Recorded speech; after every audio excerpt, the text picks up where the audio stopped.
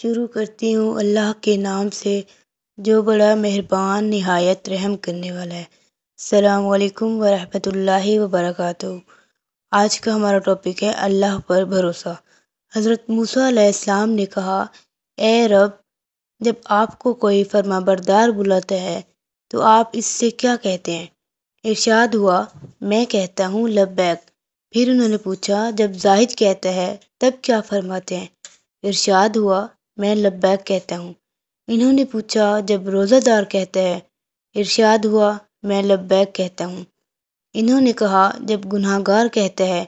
ارشاد ہوا، میں کہتا ہوں لبیک لبیک لبیک۔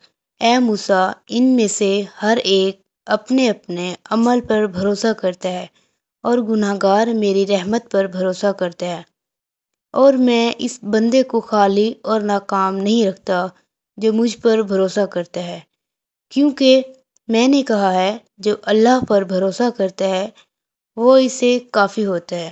نبی صلی اللہ علیہ وآلہ وسلم نے فرمایا، بے شک اللہ اور اس کے فرشتے ان لوگوں پر رحمت بھیجتے ہیں جو اپنے گناہ کا اعتراف کر لیتے ہیں۔ جزاک اللہ خیرہ۔